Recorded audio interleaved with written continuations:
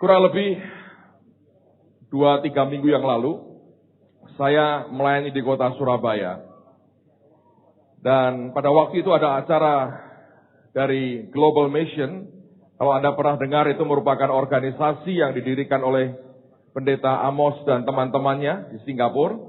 Di Indonesia mereka punya cabang, di Surabaya mereka punya cabang. Dan saya diberi kesempatan menyampaikan 2 session pertama dari rangkaian seminar mereka selama beberapa hari. Begitu saya selesai dengan bagian saya, ada 2 keluarga yang mengajak saya makan siang pada waktu itu dan saya mengiyakan apa yang mereka tawarkan. Lalu kami makan siang sama-sama. Rupanya salah satu dari keluarga itu pada hari itulah untuk pertama kali mereka ini mengatakan kepada saya begini, "Pak, mungkin Bapak tidak mengerti, selama ini saya sering kalau Sabtu naik mobil sendiri ke Semarang dengan istri saya berdua, kadang-kadang bawa beberapa teman, hanya untuk kebaktian Sabtu sore, lalu kemudian Minggu pagi kebaktian, terus pulang ke Surabaya." Jadi itu terjadi sudah cukup lama dan dia memperhatikan apa yang terjadi. Nah, ada hal yang aneh yang dia perhatikan begini. Dan kalau saudara mau jujur melihat, saya berkata ini bagian dari anugerah Tuhan buat kita. Dan mereka ini kaget karena mereka sebetulnya adalah pengurus dari suatu kebaktian kaum muda dari gerejanya. Itu di gereja cukup terkenal. Dan dia merupakan salah seorang pimpinan daripada kepengurusan kaum muda di gereja itu. Dan dia memperhatikan hal yang aneh begini. Dia berkata begini. Saya terus terang heran ya, dia berkata, itu anak-anak muda di Semarang itu dengar firman kasih makanan keras, rasanya mereka bisa ngerti loh. Nah, saya pernah coba, dia berkata, di kota kami ini ada hamba Tuhan datang, saya paksa mereka ikut sebuah seminar yang saya tahu memberikan makanan keras. Padahal yang nggak keras-keras banget, sudah di presto banyak. Lalu kemudian setelah selesai saya tanya, apa yang kamu dapat? Semua berkata, nggak ngerti apa-apa. Lalu kemudian dia perhatikan, kalau Anda ngerti ya, Anda ini diperhatikan banyak orang.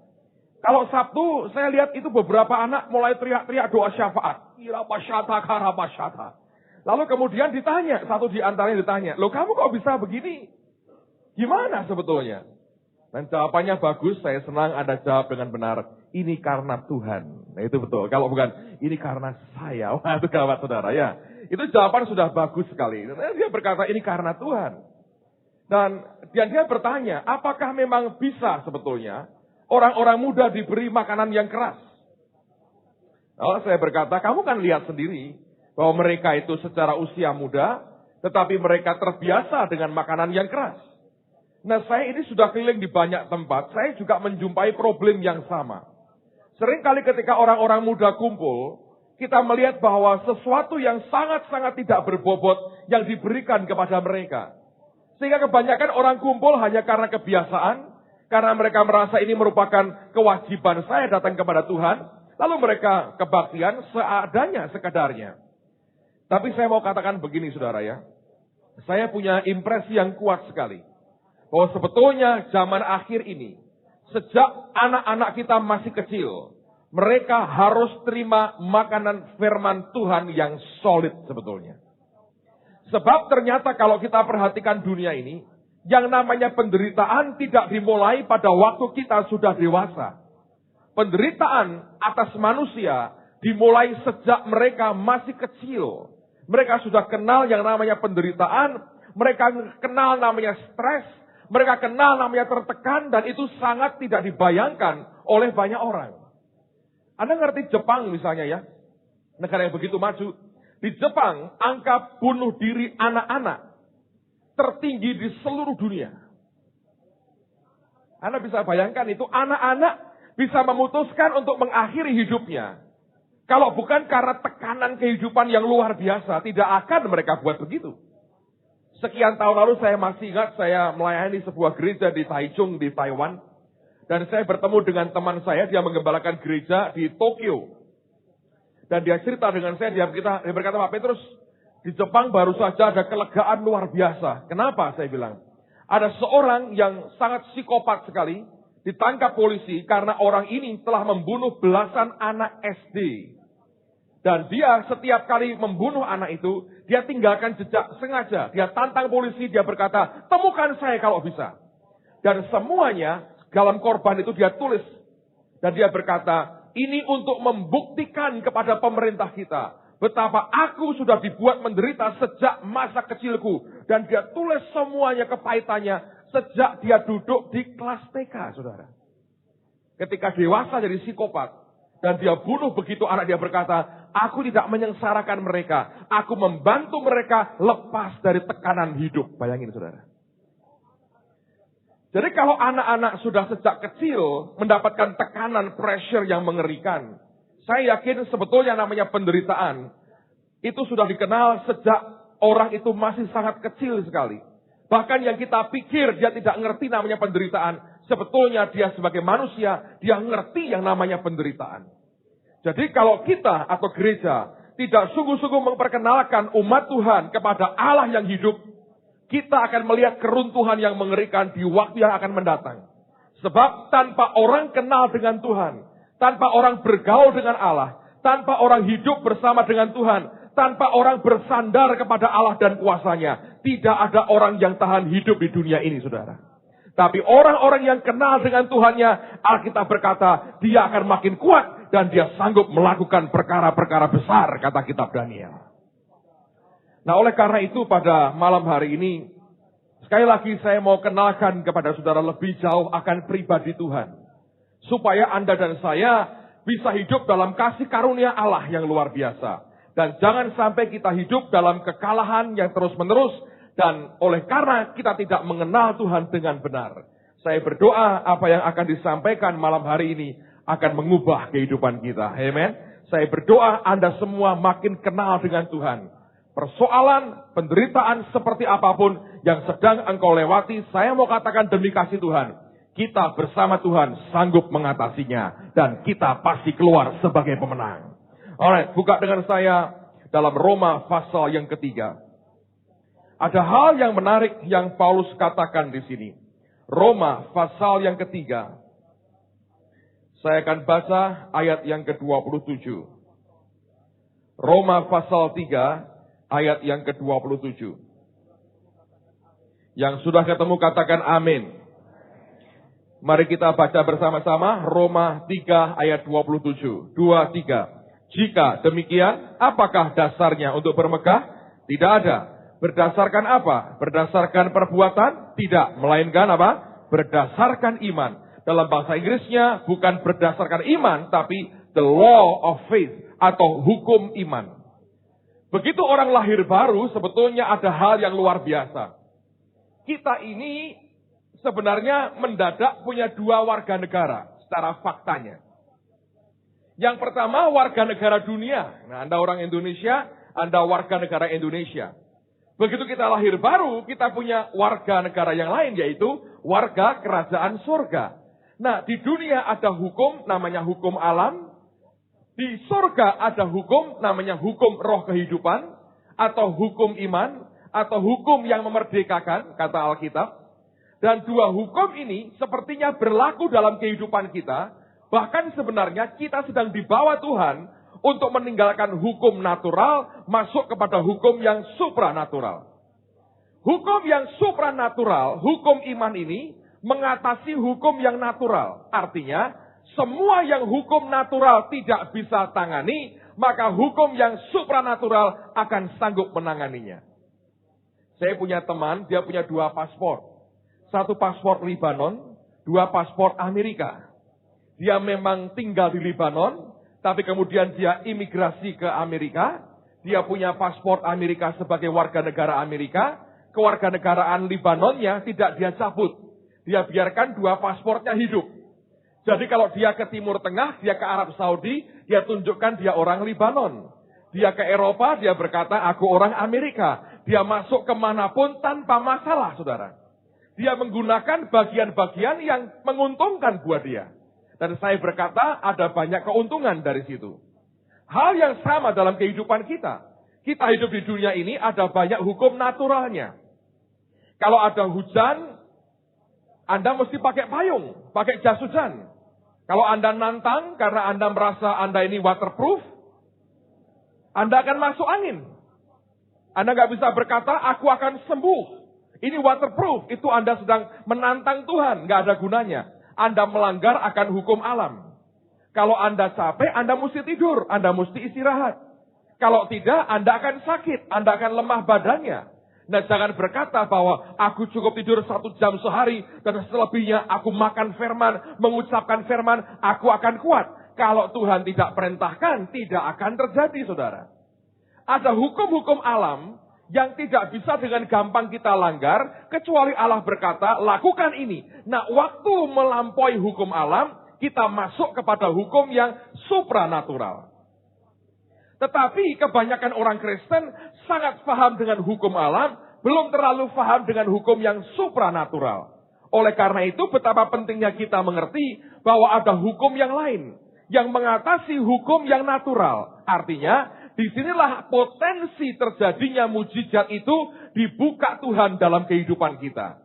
Yang natural berkata sudah tidak ada gunanya, tidak mungkin, tidak ada pertolongan, nggak ada kebaikan apa-apa. Tapi hukum yang supranatural berkata, tidak ada yang mustahil bagi orang yang percaya dan bagi Allah kita. Amen. Nah, kita hidup dalam dua hukum yang seperti itu. Betapa luar biasanya sebetulnya orang percaya, oleh karena kita bisa hidup dalam dua dunia yang luar biasa ini. Sebagai manusia, Anda perlu makan. Anda nggak bisa berkata, saya akan tinggalkan hukum natural total. Artinya Anda tidak perlu makan. Jangan. I think soto Pak Rebo masih enak. Dan Pak Chandra tadi malam, teman-teman balikin saya soto Pak Rebo. Nah, menurut saya itu hukum natural buat saya dan saya makan dan enak, saudara. Roh saya tidak makan soto Pak Rebo, tapi daging saya perlu sekali, saudara. Minimal itu kebutuhan sebulan sekali. Ngerti ya? Jadi saya mau katakan begini. Nah, Anda sudah hebat lah soal hukum natural. Nah, mari kita belajar hukum yang supranatural. Nah, Paulus mengatakan, itu namanya the law of faith atau hukum iman. Nah, kalau itu berupa hukum, saya mau katakan begini. Hukum itu diterapkan di setiap negara berbeda-beda. Dan dibutuhkan suatu sikap hati yang tepat, sehingga suatu hukum itu bisa berlaku. Tidak semua aturan yang baik di Amerika, misalnya, cocok dengan keadaan Indonesia. Orang kita tidak bisa menerapkan semua hukum di Amerika, diterapkan di Indonesia karena cara berpikir, mentalitas kita, sikap kita berbeda. Saya beri contoh. Dan saya suka berikan contoh ini karena ini nyata, saudara. Di Amerika kalau Anda punya toko, Anda jual pakaian atau parfum, biasanya kalau Anda jual kosmetik, jual parfum, Anda akan Anda kalau mau beli, Anda akan ditawari, oh kalau beli produk saya, ada gift-nya, ada pemberiannya, ada hadiahnya, ada bonusnya. Entah berupa parfum kecil, atau produk kosmetik tambahan, atau sabun yang wangi, atau apapun. Bahkan ada tas yang cantik, tas untuk make up, tempat make up, dan sebagainya. Pokoknya berbagai macam bonus ditawarkan. Anda beli, dapat bonus ini. Suatu hari, saya ketemu dengan orang Indonesia, seorang ibu. Dia berkata begini pada saya, Pak, bisa nggak titip barang saya? Bapak nanti sampai Indonesia dipaketkan kepada keluarga saya di Jakarta. Loh, ibu positif apa? Dia keluarkan sebuah tas, gak terlalu gede, tapi penuh sekali isinya. Ketika dia buka, itu berbagai bonus, saudara. Dari produk kosmetik dan parfum. Parfum yang mini, produk ini, banyak sekali. Waduh, saya berkata gini, wah, ibu ini suka borong ya, suka borong berbagai produk ya. Dia ketawa, sebetulnya tidak, Pak. Tapi saya punya cara untuk mendapatkannya. Loh, caranya gimana? Nah, dengerin, saudara. Kalau Anda di Amerika, Anda beli barang, Anda bawa pulang, Anda lihat lagi, aduh, ini nggak cocok buat aku. Besoknya Anda kembalikan, uangmu kembali utuh. Tapi kadonya, bonusnya tidak dikembalikan. Loh, ya kan? Bagus, Pak. Anda jual baju, jual jas, jual pakaian apapun lah ya. Kalau orang beli, misalnya sebulan pun tidak masalah. Selama barangnya masih baik dan tanda pembeliannya ada utuh, Anda berkata, ini ternyata nggak cocok. Kembalikan ya, kembalikan diganti utuh penuh. Saya mau tanya, saudara. Kalau Anda sebagai pemilik toko, Anda buka toko di Semarang dengan cara begitu, saya mau tanya, laris atau bangkrut tokomu kira-kira? Dua-dua. Bulan pertama laris, semua orang beli. Bulan kedua bangkrut, kenapa? Barang dikembalikan semua. Nah, orang Indonesia paling pinter begitu. Nah, ibu ini menggerakkan beberapa orang, beli berbagai produk. Dia kan ngerti, oh ada sale, ada bonusnya. Jadi dia beli produknya, dikumpulkan gift-nya, bonusnya. Seminggu kemudian rame-rame dikembalikan yang dia beli. Duitnya kembali, tidak jadi beli, tapi bonusnya tetap dikantongin.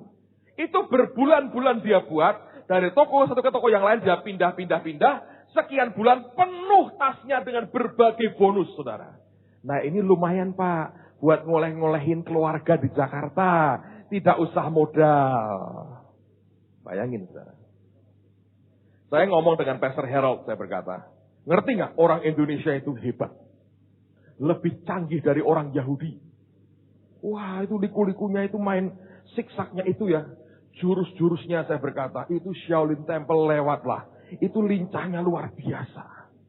Jurus silatnya itu, aduh, sampai jurus menghilang aja kelihatan semua, saya berkata. Terus saya ceritain, dia kaget, wah, sebagai orang Amerika, saya nggak pernah berpikir begitu. Nah, mulai sekarang berpikirlah. Kalau ketemu orang Indonesia, saya berkata, berpikirlah. Wah, itu pinter betul itu, dia berkata. Motonya kan, semua bisa diatur di sini, saudara, ya. Nah, itu merupakan sikap. Itu merupakan mentalitas. Ya, apa boleh buat? Memang kita tinggal di negara yang seperti ini, saudara. Right? Nah, artinya hukum yang tadi, kalau Anda jual barang, Anda ada aturannya, toh. Barang yang sudah dibeli tidak bisa dikembalikan. Tegas itu. Atau 5 meter dari kasir, sudah Anda bawa pergi, tidak boleh kembali.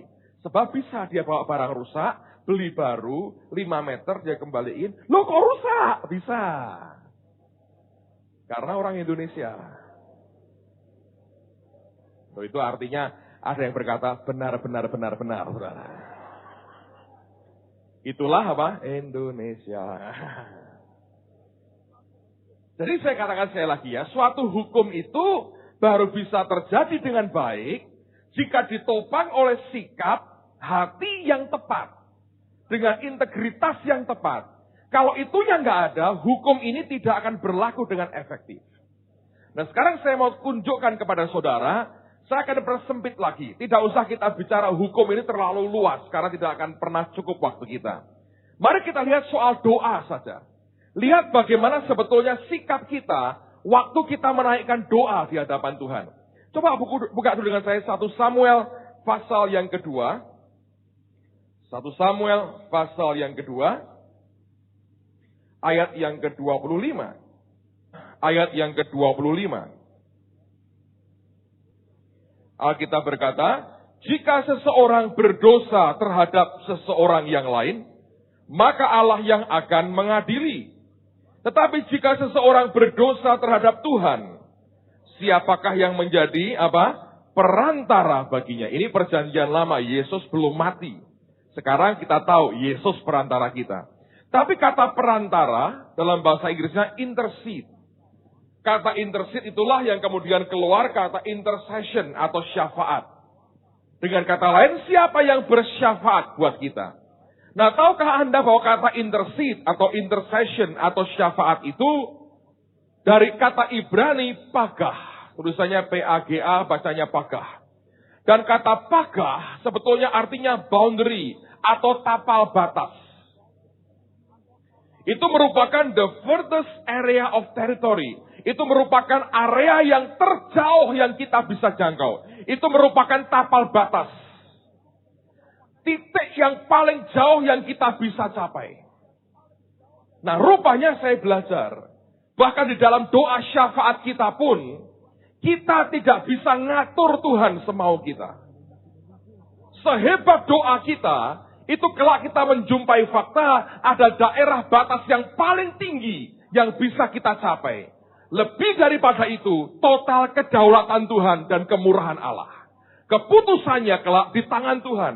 Tapi syafaat kita itu membawa kita dan pergumulan kita di titik yang paling tinggi yang kita bisa capai. Tapi lebih daripada itu, Tuhan yang menentukan keputusan dalam kehidupan kita. Nah, saya akan berikan beberapa contoh pada sore hari ini, supaya membuat kita mengerti. Karena banyak orang keliru berkata begini, kalau aku bersyafaat, aku bisa atur Tuhan semauku. Yang aku minta apapun akan Tuhan berikan kepadaku. Saya berkata, tetap ada batasannya. Karena kita hanya ciptaan dan Dia pencipta. Tidak bisa doa kita ngatur Tuhan, ngatur surga semau kita. Karena memang kita bukan Tuhannya. Nah, saya berikan minimal ada 5 contoh pada sore hari ini untuk membuat Anda mengerti ada batas dalam doa kita. Sehingga saya berkata, kalau Anda mau hidup dalam hukum iman, jangan punya sikap hati yang suka memaksakan kehendakmu kepada Allah. Yang pertama, buka Kejadian pasal yang ke-18. Kejadian pasal yang ke-18. Ada kisah yang sangat terkenal, Anda boleh lihat mulai ayat yang ke-16 sampai habis. Doa syafaat Abraham untuk Sodom. Kita nggak ada waktu ya untuk membaca semua, oleh karena saya akan bacakan cukup banyak ayat. Di rumah tolong saya anjurkan Anda membaca dari ayat 16 sampai selesai pada pasal 18 ini. Tapi saya mau berikan ringkasannya, tolong perhatikan saya. Allah melihat akan kejahatan daripada kota Sodom, dan Dia berkata, aku memutuskan untuk aku membinasakan kota Sodom. Lalu Allah berkata, tidak mungkin aku sembunyikan kepada Abraham. Ingat, Abraham adalah sahabat Allah. Apapun yang dia tahu, dia harus sampaikan. Apa yang dia mau buat, dia sampaikan kepada Abraham sebagai sahabatnya. Lalu kemudian Allah berkata, ya tidak mungkin aku akan tidak mengatakan kepada Abraham, aku akan menyatakannya. Jadi Allah berkata, Abraham, aku akan hancurkan Sodom. Nah, rupanya saya percaya Abraham itu ingat kemenakannya, yaitu Lot dan keluarganya tinggal di Sodom. Dia ada keprihatinan soal itu. Nah, inilah mulai di mana Abraham bersyafaat bagi kota Sodom. Banyak orang ambil doa syafaat lewat perikop ini, membuktikan Allah itu bisa diajak tawar-menawar. Saya berkata iya, tapi tetap ada batas maksimalnya. Nah, Abraham yang peduli dengan keluarganya, dia berkata kepada Tuhan begini. Ini saya pakai bahasa saya sendiri, saudara. Dia berkata begini, Tuhan, kalau mau dihancurkan ya boleh, dibakar ya boleh, mau dimusnahkan ya boleh, kan itu kehendakmu. Tetapi, dia berkata, kalau seandainya ada 50 orang benar di kota itu, masa 50 ini yang sudah mencintai engkau, hidup gak bercela, menyembah engkau, binasa seperti orang kafir yang lain? Mana dong keadilanmu? Lalu Allah berkata begini, ya sudah, kalau ada 50 orang benar, tidak aku hancurkan kota Sodom. Abraham berkata, nah ini baru Tuhan katanya. Luar biasa, engkau adil, yang cinta engkau dilindungi. Allah berkata, memang aku Tuhan yang baik. Lalu Tuhan berkata, aku menghancurkan. Nah, tunggu Tuhan, belum selesai pembicaraan kita. Ini kan lama kita nggak ketemu nih. Kalau kira-kira 40 gimana Tuhan? 40 itu juga banyak Tuhan. 40 orang benar. Sejahat-jahatnya kota itu kalau ada 40. Masa 40 nggak kau perhatikan? Engkau binasakan juga? Nggak lucu, sudah hidup benar, nggak ada upahnya. Allah berkata, ya sudah. 40 ya? Boleh kalau ada 40. Abraham itu, nggak ada 40 ini kira-kira. Itu si Men itu, sudah murtad. Si Joni, itu sudah nggak lagi. Si Diki, harapkan mau kebaktian. Tidak ada gitu. Wah gawat, nggak ada. Saya bilang gini, Tuhan ini misalnya ini ya. Maaf loh, jangan ngamuk dulu saudara. Tuhan, ini misalnya kok misalnya.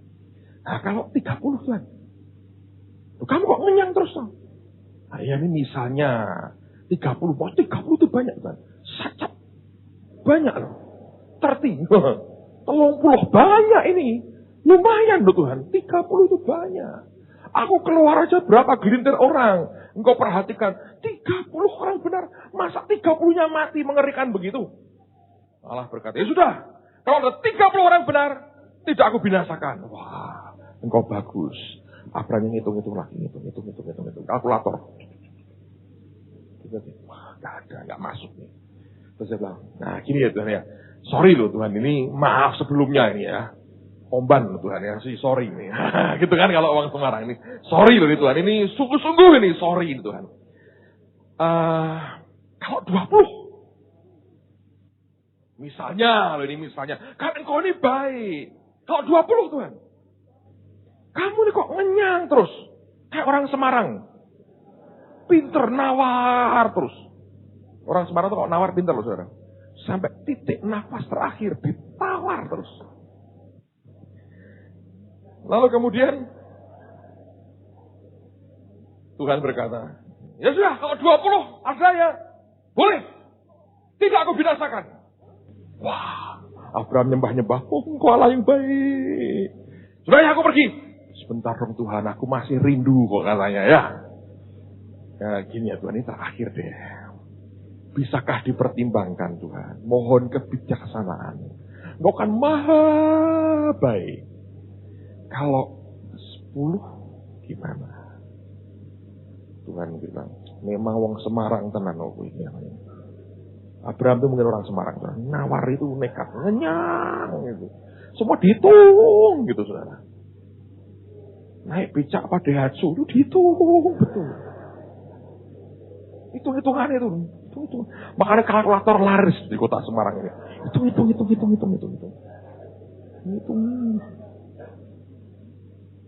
Dia bilang, ya sudah, 10 ya, 10. Kalau nggak ada 10, dia nggak bisa. Abraham sadar itu batas tertingginya. Oke Tuhan. Nawar lagi? Enggak, katanya. Sungkan, dia ngerti, sudah mentok.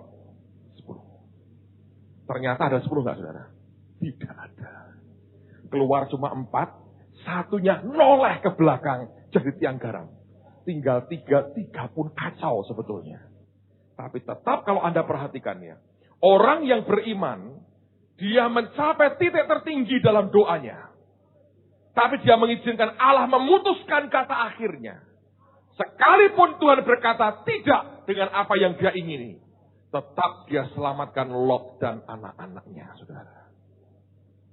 Ngerti? Tuhan itu luar biasa.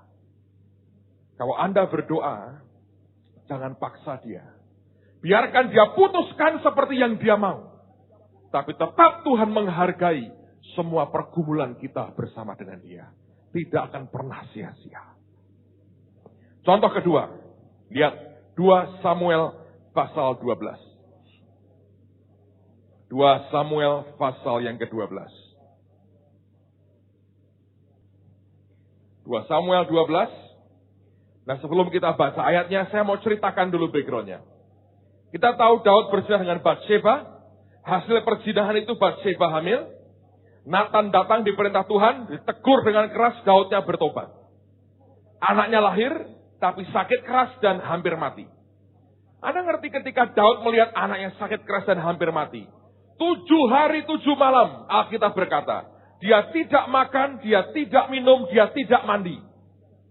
Tidurnya nelungkup di lantai. Saya yakin tertidur, saudara. Gak kuat orang yang tidak tidur, gak kuat. Tapi tidak makan, tidak minum, tidak mandi, kuat orang. Kuat. Dia ngerang di depan Tuhan. Selamatkan anakku Tuhan, sembuhkan anakku 7 hari 7 malam. Dalam puncak doanya itu, akhirnya anak itu mati. Nah pegawainya tahu anak itu mati, tidak berani ngomong ke Daud. Mereka berkata, waduh. Ini raja kalau anaknya sakit kayak begitu tuh doanya. Tahu kalau mati dia pasti bunuh diri. Tapi Daud tahu gelagat, dia tanya, sudah matikah anak itu?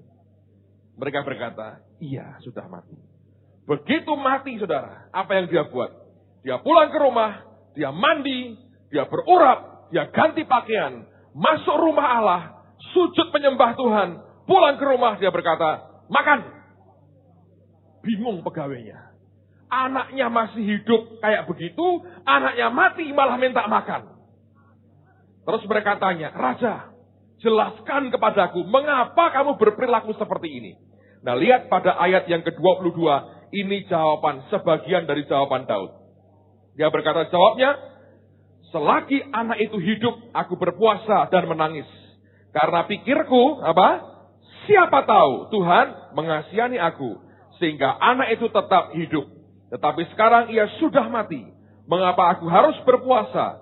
Dapatkah aku mengembalikannya lagi?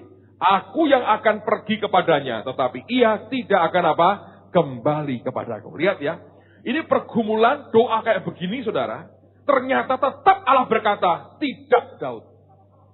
Anda ngerti? Dia hanya bisa bawa anak itu dan semua penyakit dan kondisinya di batas yang paling tinggi yang dia bisa bawa. Selebihnya dia berkata, terserah engkau Tuhan. Ketika Allah memutuskan yang berbeda, orang ini ngerti sikap hatinya benar. Dia tidak paksa Tuhan, tetap rendah hati di hadapan Allahnya. Ketika tetap dia rendah hati dan tidak paksa Tuhan, ketika Allah berkata, tidak Daud. Ketika jawaban doanya tidak, Alkitab berkata, dia tidak kecewa, tetap dia nyembah ke Tuhan. Justru karena reaksinya seperti itu, kita mengerti dari kandungan wanita yang sama, lahir sebagai pengganti anak laki-laki bagi Daud, namanya siapa? Salomo, yang kelak akan menggantikannya sebagai raja atas Israel. Sekali lagi saya beritahu saudara ya, dalam pergumulanmu, apakah engkau sudah berumur, engkau sudah dewasa, atau engkau orang muda, doa syafaatmu dan pergumulanmu akan membawa engkau sampai titik tertinggi dalam doamu dengan Tuhan. Tapi jangan paksa Allah nuruti kemauanmu. Bawa ke titik yang paling tinggi dan katakan, Tuhan, segalanya terserah engkau. Kalau engkau tidak tolong, aku gak bisa apa-apa. Tapi kalau engkau tolong, luar biasa. Kalau Anda menghadapi ancaman apapun dalam siapapun, dari siapapun, Anda datang ke Tuhan berkata, Tuhan, aku terancam ini. Ini orang ABC mencoba akan mencelakakan aku. Bawa di depan Tuhan. Dan saya beritahu Anda harus punya sikap seperti Daud, karena itu yang Allah suka. Engkau berkata, Tuhan, aku bawa ke hadapanmu. Kalau engkau tidak tolong, mati orang ini. Tidak bisa berbuat apa-apa. Tapi kalau engkau mau tolong, aku pasti selamat. Kalau engkau sudah berani lepas begitu, itu namanya Anda bersandar kepada Tuhan, saudara. Dan jangan main paksa, nggak ada gunanya. Sikap hati ini harus dimiliki. Pak, kalau gitu kan ini orang nggak beriman. Salah. Justru itu orang beriman. Beriman tidak berarti Anda mengontrol Tuhan. Beriman berarti Anda bersandar total kepada Allah. Keputusannya seringkali berbeda dengan keinginan kita. Tapi itu membuktikan dia punya alternatif yang lebih baik bagi hidup kita, saudara. Saya harap dengan dua contoh ini akan memberikan satu clue, satu kesimpulan yang baik. Bagaimana sikap kita waktu kita datang kepada Tuhan. Contoh ketiga. Lihat akan Yunus pasal yang ketiga. Kitab Nabi Yunus pasal yang ketiga. Yunus pasal 3. Sebelum Mika itu. Yunus pasal yang ketiga. Saya ceritakan dulu ya. Allah berkata, Yunus, kau ke Niniwe. Dia nggak mau. Dia ke Tarsus. Nah banyak orang bingung, Pak kenapa dia nggak mau sih? Saya mau ceritakan backgroundnya begini. Yunus ini rupanya sudah pernah mendengar nubuatan di antaranya oleh Nabi Yesaya. Bahwa kelak kalau Israel tidak bertobat, Tuhan akan menghukum dia lewat bangsa Asyur. Nah bangsa Asyur ini pusatnya di Niniwe. Apa yang membuat Niniwe ini menjadi terkenal? Karena kejahatan daripada orang-orangnya dan cara perangnya sadis. Bangsa ini kalau perang, kalau bangsa lain perang ya, dia menang, dia akan membawa tawanan sebagai budak. Bangsa ini nggak suka tawanan. Apa yang mereka buat? Semua tentara yang menyerah dipancung kepalanya. Lalu kemudian ditancapin di tombak, dibuat berjajar. Untuk sebagai parade jalan masuk ke kota. Bayangin. Sadisnya luar biasa. Ini tentara Asyur kalau perang, kejamnya luar biasa. Nah, Yunus bagaimanapun orang Yahudi, orang Israel. Dia sadar kalau bangsa ini masih ada. Ancaman kehancuran buat Israel tetap ada. Waktu dia dengar, kalau nggak bertobat ditunggang balikkan, dia berkata, beneran daripada gua yang setengah mati, biar Tuhan hukum mereka. Kalau engkau mau bertobat, nanti bertobat, nggak jadi binasa, repot. Dia lari, saudara. Tapi kita nggak pernah bisa menang lawan Tuhan. Ada badai di kapal, dia dilemparkan ke laut, dimakan ikan. Nah, ikan makan barang yang salah rupanya. Orang kalau hatinya keras, dagingnya alot. Tengkuknya keras, kepalanya keras. Keras kepala, tegar tengkuk, hatinya keras, dagingnya alot, saudara. Itu dimakan hanya kenyal-kenyal kayak karet. Mental terus, dia telan akhirnya. Dicoba dicerna kagak bisa, akhirnya dia bertobat. Gelagapan di perut ikan, saya nggak pernah bisa bayangin rasanya di perut ikan, amisnya kayak apa. Anda pakai parfum kayak apapun tidak ada nolong sama sekali. Tapi ini ikan menderita betul 3 hari, terima makanan yang keliru. Dan saya belajar ya, orang yang hatinya keras, dagingnya alot, tegar tengkuk dan keras kepala, ini orang susah dicerna, saudara. Ikan pun sambat sama orang kayak begini, ngerti saudara? Nah, lalu kemudian dia bertobat, dia bilang, Tuhan ampuni aku, ini sudah bukan tempat yang nyaman sekali. Dan ingat, dia bukan Pinocchio. Anda tahu Pinocchio dimakan ikan juga, tapi Pinocchio bisa ada meja, nyalakan lilin di situ kan, itu Pinocchio. Tapi Yunus bukan Pinocchio, saudara. Saya harap Anda masih ingat cerita waktu anak-anak dulu ya. Yunus bukan Pinocchio. Dia akhirnya bertobat. Nah, bertobat Allah membuat ikannya masuk angin, muntah ikannya. Keluarlah makanan yang keliru tadi. Hati yang keras, daging yang alot, tegar, teguk, dan keras kepala, keluar. Setelah dia keluar, dia mandi sebentar, mungkin perlu waktu 3 bulan untuk dia mandi membersihkan badannya. Dia berkata, aku ke Niniwe. Dan dia jalan ke Niniwe. Dan ini ceritanya, apa yang kemudian terjadi pada kota Niniwe. Ayat yang pertama. Pak, itu mana ayatnya Pak? Begini, nggak ada. Itu karangan saya, saudara. Saya modifikasi supaya Anda gampang ngerti. Datanglah firman Tuhan kepada Yunus untuk kedua kalinya demikian. Bagaimana? Bangunlah, pergilah ke Niniwe, kota yang besar itu, dan sampaikanlah kepadanya seruan yang kufirmankan kepadamu. Bersiaplah Yunus lalu pergi ke Niniwe sesuai dengan firman Allah. Niniwe adalah sebuah kota yang mengagumkan besarnya, 3 hari perjalanan luasnya. Mulailah Yunus masuk ke dalam kota itu sehari perjalanan jauhnya, lalu berseru, 40 hari lagi, maka Niniwe akan ditunggang balikkan. Orang Niniwe percaya kepada Allah, lalu mereka mengumumkan puasa, dan mereka, baik orang dewasa maupun anak-anak, mengenakan kain kabung. Setelah sampai kabar itu kepada raja kota Niniwe, turunlah ia dari singgasananya, ditanggalkannya lah jubahnya, diselubungkannya kain kabung, lalu duduklah ia di abu. Lalu atas perintah raja dan para pembesarnya, orang memaklumkan dan mengatakan Niniwe demikian. Manusia dan ternak, lembu, sapi dan kambing domba tidak boleh makan apa-apa. Tidak boleh makan rumput dan tidak boleh minum air. Haruslah semuanya, manusia dan ternak, berselubung kain kabung dan berseru dengan keras kepada Allah. Serta haruslah masing-masing berbalik dari tingkah lakunya yang jahat dan dari kekerasan yang dilakukannya. Lalu apa? Siapa tahu, mungkin Allah akan berbalik dan menyesal, serta berpaling dari murkanya yang bernyala-nyala itu, sehingga kita tidak binasa. Ketika Allah melihat perbuatan mereka itu, yakni bagaimana mereka berbalik dari tingkah lakunya yang jahat, maka menyesalah Allah karena malapetaka yang telah dirancangkannya terhadap mereka, dan ia pun tidak jadi apa? Melakukannya. Wah, ini ajaib. Ini ilmunya kayak Nabi Soleman. Pengumumannya bisa berlaku untuk binatang. Kalau ngomongin sapi, gitu kan saudara. Bayangin sapi pun kena pengumuman, saudara. Sapi, kambing, domba pakai pakaian kabung. Jadi zaman ini itu keren-keren. Sapinya pakai pakaian semua. Gara-gara bertobat, suruh berseru ke Tuhan. Anda gimana cara ngajari sapi berseru, saya nggak tahu. Tapi ini terjadi pada zaman itu, saudara. Semua sampai binatang suruh puasa. Ya, menurut saya betul sih. Kalau sapi, kambing, kuda, domba nggak dikasih makan, pitik nggak dikasih makan, wah rame itu saudara. Itu dianggap berseru mungkin. Wah, petak-petak ngok, petak-petak ngok. Semua Tuhan. Anda tahu tuh syafaat yang luar biasa. Anda kalau puasa pun burung di sangkar itu kan Anda beri makan toh. Kucingmu tetap makan toh. Sekali-kali puasa total, kucing, anjing gak makan semua. Kayak apa, saudara? Sudah luar biasa, habis-habisan. Yang saya kagum ini, Pengumuman berlaku juga untuk binatang. Binatang. Oh, gitu namanya. Sudah kayak begitu, luar biasa. Tetap mereka sadar. Itu pun ada batas tertingginya. Dan puji Tuhan, Allah mendengar doa mereka.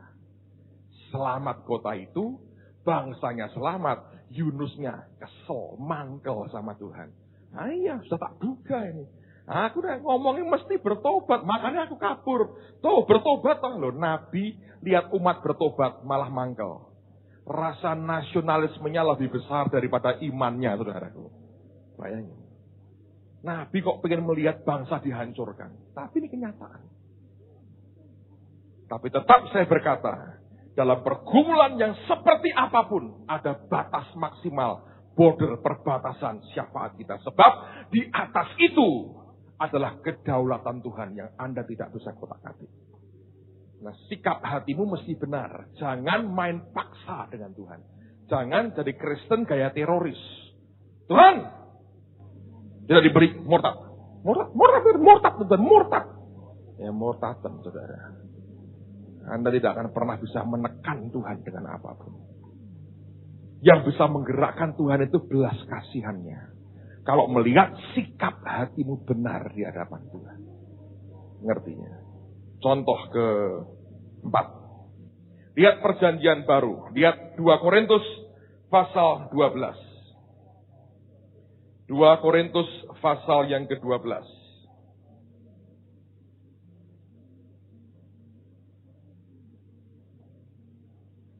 Ayat yang ke-7. 2 Korintus pasal 12 ayat yang ke-7 mulai. Nah, saya mau bacakan ini yang dialami oleh Rasul Paulus. Ini Paulus, saudara ya, Rasul hebat. Yang ngalami begini. Dan supaya aku jangan meninggikan diri karena pernyataan-pernyataan yang luar biasa itu, maka aku diberi suatu duri di dalam dagingku yang saya itu seorang utusan iblis untuk menggocoh aku. Supaya aku jangan meninggikan diri. Tentang hal itu aku sudah, berapa kali?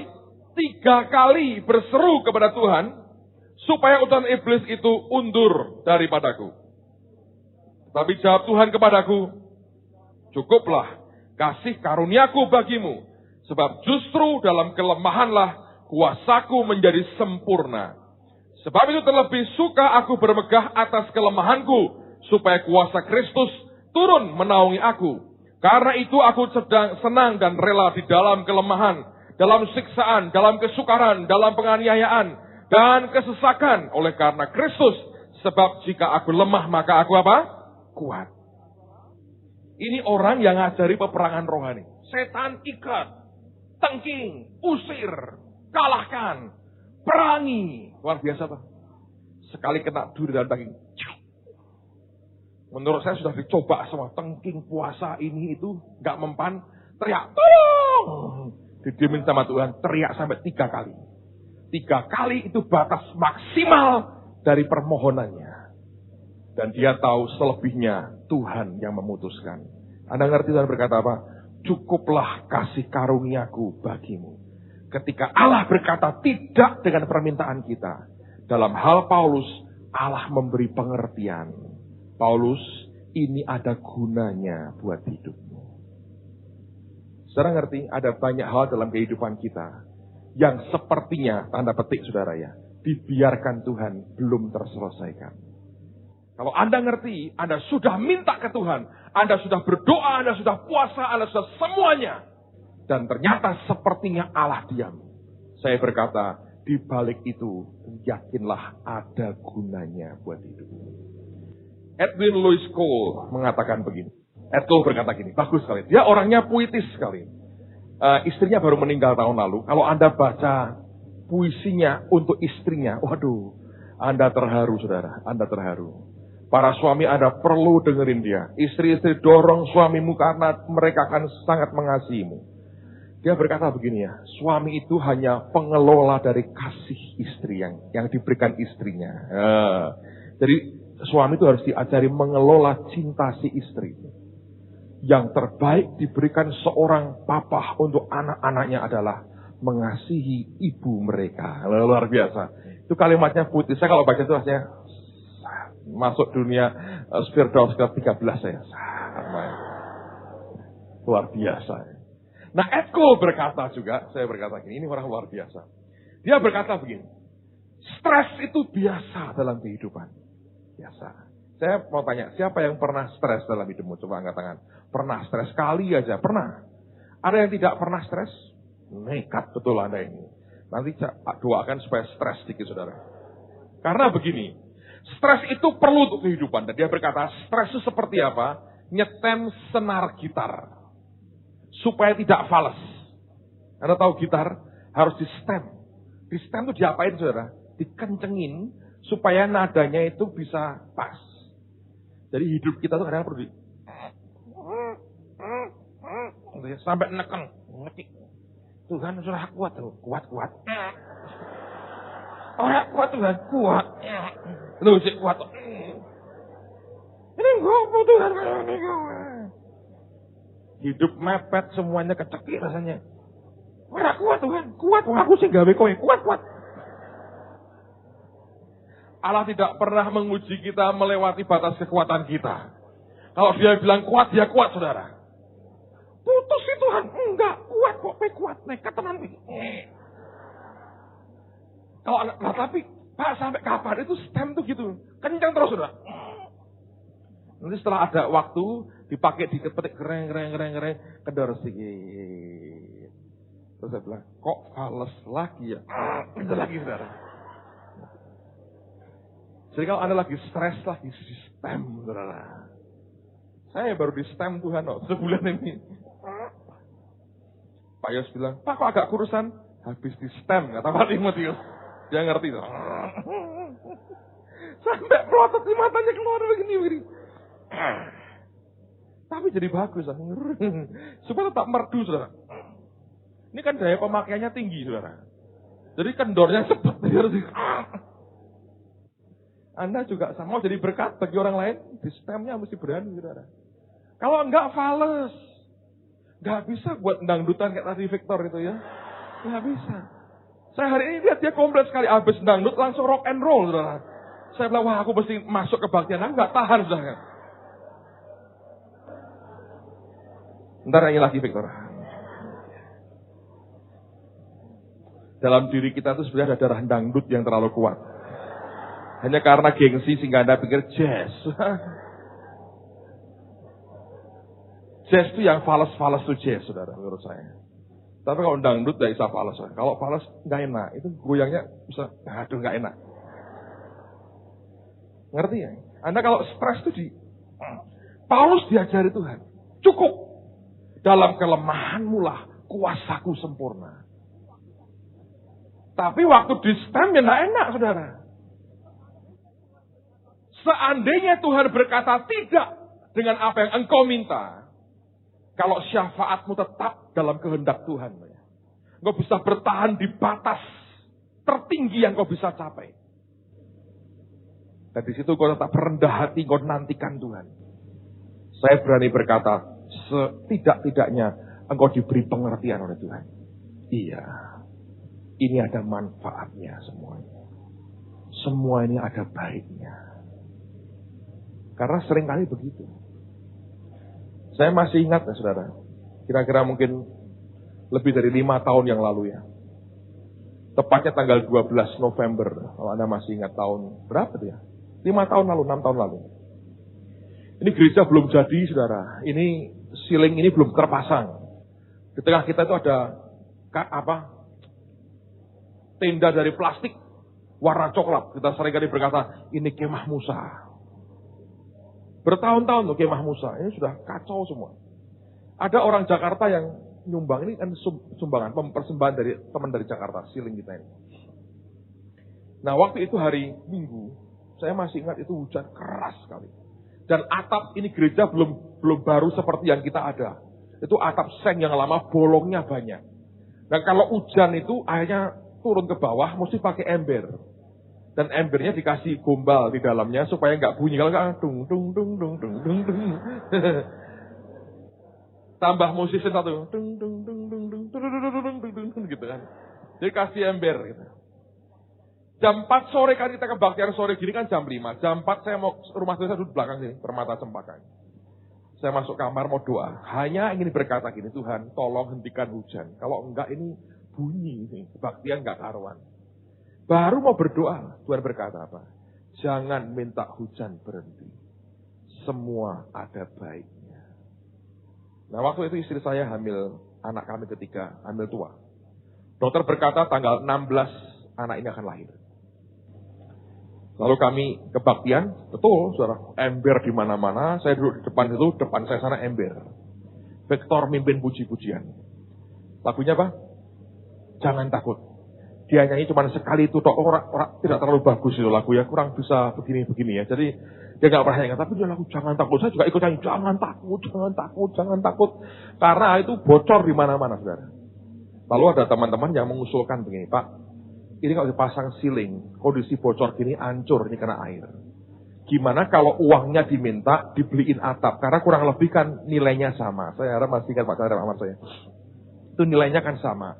Jadi kalau itu dipakai dulu, pakai untuk atap, silingnya belakangan. Saya pikir betul juga kan. Kalau enggak kan untuk apa ini? Hancur semua. Terus saya berdoa, Tuhan, boleh nggak saya pakai begini? Tahu dia berkata apa? Jangan gunakan uangku semaumu sendiri. Dia berkata, aku gerakkan hatinya untuk siling. Pakai untuk siling, bukan untuk yang lain. Nah atapnya gimana? Tuhan berkata, korban. Kamu pendetanya, kumpulkan panitia, korban. Saya bilang, aku gak punya uang. Loh orang Kristen tuh ya saudara ya. Kalau punya uang diminta Tuhan, ngakunya tidak punya uang. Bukan sengaja, lupa. Khilaf. Bahasa kerennya khilaf. Saya bilang, aku gak punya uang Tuhan. Dia bilang, punya. Anda tahu ya diminta apa? Kamu kan punya ongkos istrimu yang akan melahirkan. Loh iya, saya berkata. Nah itu kan uang. Loh tapi kan untuk istriku. Saya kan mau jadi suami yang baik. Masuk ke rumah sakit tanpa biaya. Kan bisa biayaan toh tanpa biaya begitu. Nah, dia berkata terus terang. Kamu pendetanya, aku minta itu uang. Korbankan. Pulang dari gereja, tak ngomongin istri saya. Tuhan ngomong begini-gini, boleh gak? Dia langsung bilang, kasih. Saya bilang, kamu gak takut nanti kalau keluar rumah sakit gak ada biaya? Dia bilang, ya aku kan kenal kamu. Kamu kan tidak orang ngawur yang emosional. Kamu yakin dari Tuhan, aku percaya. Udah kasih. Lalu, saya kumpulkan panitia, kita korban, saudara. Oh, itu luar biasa itu. Terkumpul semua langsung ya, nutup semua. Ada satu teman, Pak Agus, Dr. Agus. Baru praktek sebulan. Dia lagi senang yang ngebur, cabut gigi. Dia senang, waduh. Itu uang dikumpulin, saudara. Dikumpulin. Tuhan ngomong gini, kasihkan semua. Waduh, dia lemes. Dia belum kawin. Pengen lagi mau beli rumah. Uang dikumpulin, sebulan kerja diminta semua. Nah, itu dia mulai tawar-menawar dengan Tuhan. Tapi tetap ada batasnya. Kebaktian Kemis, Tuhan ngomong sama saya. Ada orang yang diminta Tuhan untuk memberikan sesuatu. Dan engkau belum mau masih bergumul. Dia datang kebaktian telat. Firman hampir selesai datang. Lalu pas firman selesai, Tuhan nyampaikan itu, dia bilang, wah kok ngerti ya. Besoknya nyerah, nangis. Ya Pak, kita kasihkan semua katanya. Itu semua nutup sudah. Kami beli. Dibangun semua atapnya. Bahkan saya masih ingat ada panitia ngomong begini. Wah yang paling rohani, paling enak itu apa? Nyumbang untuk atap. Sebab kalau Tuhan nengok dari surga, ketok atapnya dulu gerejanya. Wah itu sumbangannya si A, si B, si C. Ketahuan terus katanya. Waduh, berpolitik praktis kita dengan Tuhan, saudara. Ini kalau Tuhan nengok gini, kan atap gereja kelihatan dulu. Sebelum dia nembus ke dalamnya, atapnya kelihatan. Dia berkata, ini sumbangan saya, sumbangan saya, sumbangan ini. Bayangin, saudara. Tapi yang luar biasa saya mau katakan ya pada waktu itu. Anak saya ini tidak lahir tanggal 16. Lahirnya mundur 3 hari, tanggal 19 November. Persis hari ulang tahun istri saya. Jadi mami dan anaknya kalau ulang tahun bareng. Masakannya 1, kadonya 2. Praktis, saudara. Luar biasa. Buat saya itu bonus yang luar biasa. dan ditutup Tuhan dengan cara yang ajaib. Ada baiknya seringkali. Ketika dia berkata, tidak dengan yang kita minta, tetap ada baiknya. Amen, saudara. Yang terakhir, contoh yang terakhir. Lihat akan hidup Yesus. Lukas pasal yang ke-22. Lukas pasal yang ke-22. Perhatikan pada ayat 39 sampai 43.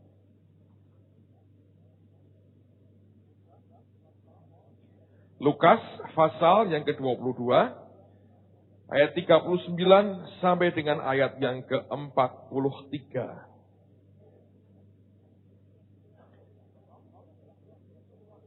Lalu pergilah Yesus keluar kota dan sebagaimana biasa ia menuju Bukit Zaitun.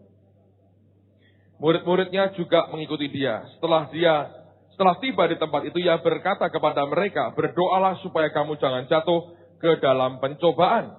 Kemudian ia melenjaukan diri dari mereka, kira-kira sepelempar batu jaraknya, lalu ia berlutut dan berdoa katanya, ya Bapakku, jikalau engkau mau, ambillah cawan ini daripadaku, tetapi bukanlah kehendakku, melainkan kehendakmu lah yang terjadi. Maka seorang malaikat dari langit menampakkan diri kepadanya untuk memberi kekuatan kepadanya. Yesus saja dalam doanya dia berkata, sekiranya mungkin.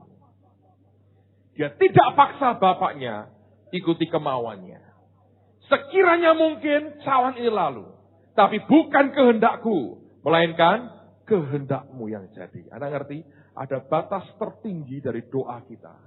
Dan di atas yang batas itu adalah kedaulatan Tuhan buat kehidupan kita. Lihat ratapan pasal 3. Ratapan pasal 3. Setelah kitab Nabi Yeremia, itu kitab ratapan. Ratapan pasal 3.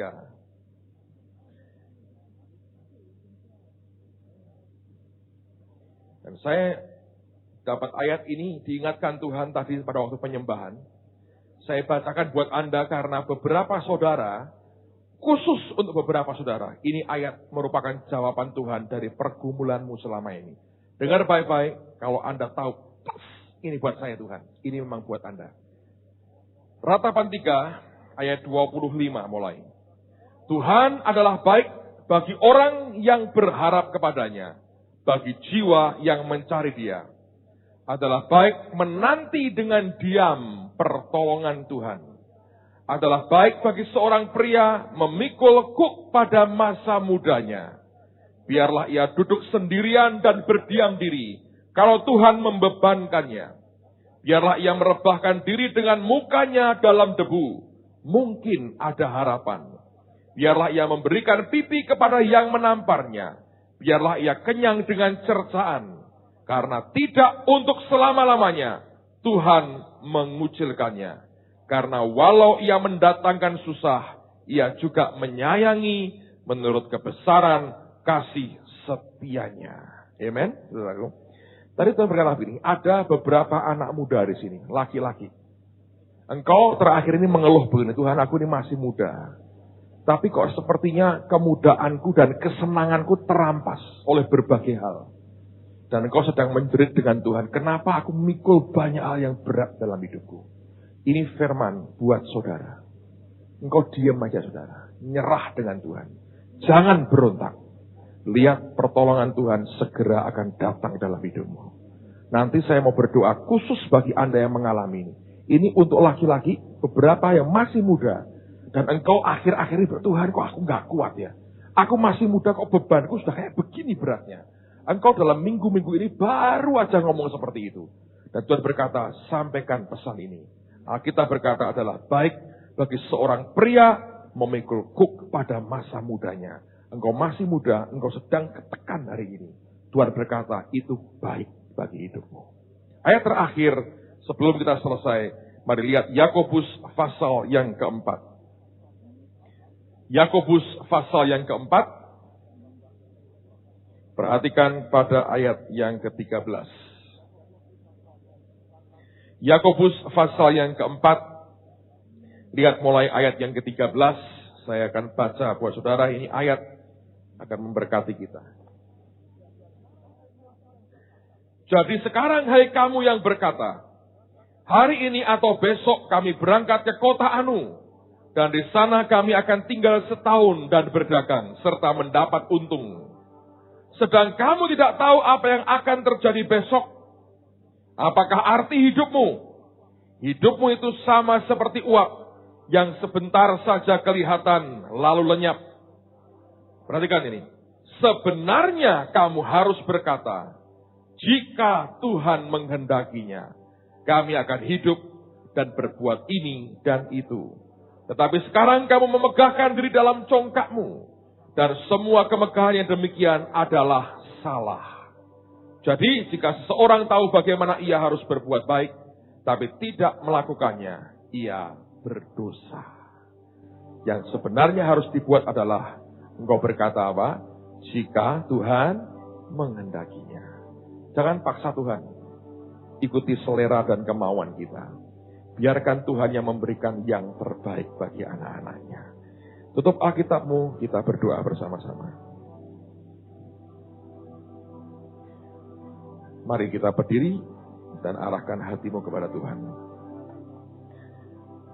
Karena diberkati malam hari ini. Saya percaya ini firman buat saudara. Saya ingin berdoa khusus pada malam ini buat tadi yang saya katakan. Anda masih muda, Anda seorang pria. Anda merasa ada yang terampas dari hidupmu. Tuhan berkata adalah baik seorang pria memikul kuk pada masa mudanya. Jangan pernah takut, saudara. Itu ada baiknya. Dan dia berkata adalah baik menanti Tuhan dengan berdiam diri. Amen, saudara. Mari semua arahkan hati ke Tuhan. Terima kasih Tuhan Yesus.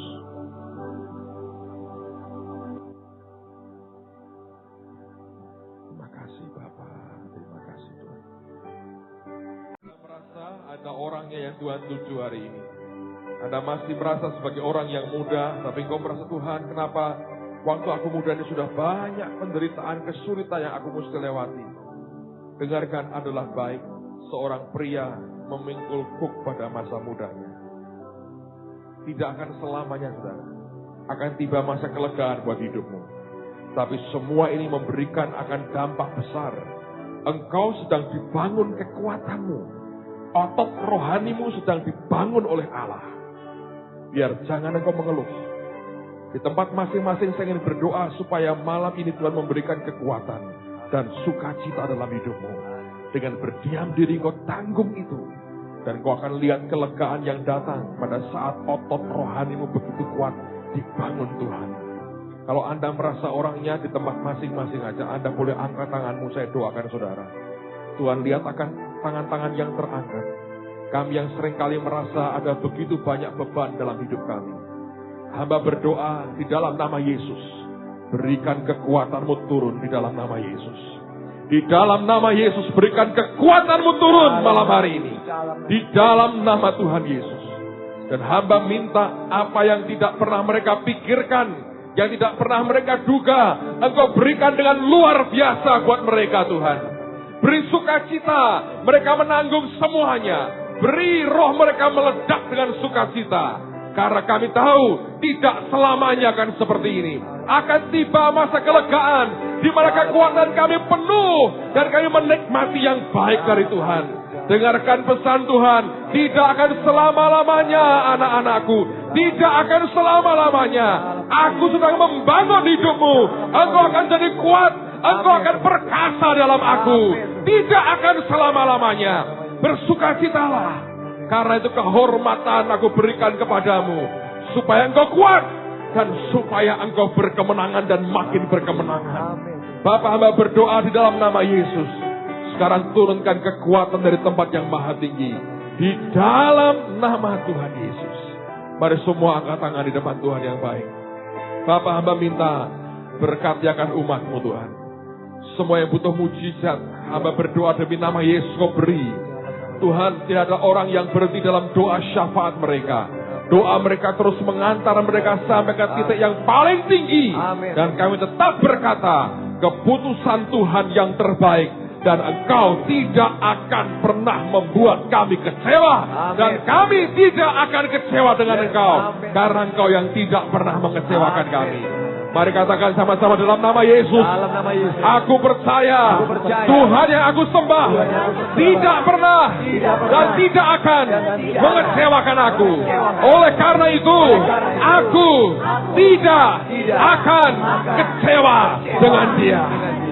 Terima kasih Bapa. Kami bersyukur kekuatan yang luar biasa Kau sudah beri kepada anak. Demi nama Yesus, terimakan berkatnya pada malam ini. Yang terbaik Engkau berikan kepada mereka, Bapa. Yang terbaik Engkau beri. Hamba mau katakan, akan muncul orang-orang yang kuat dan perkasa di tengah-tengah kami. Akan muncul orang-orang yang makin cinta kepadamu. Akan muncul orang-orang yang makin jadi saksi yang luar biasa. Terima kasih Bapa. Engkau mengasihi anak-anakmu semua. Engkau mengasihi mereka dengan kasih yang luar biasa. Terus Tuhan alirkan dan limpahi mereka. Kami bersyukur, kami berterima kasih. Demi nama Tuhan Yesus. Yang diberkati berkata, berikan kemuliaan yang paling baik buat Tuhan kita. Haleluya.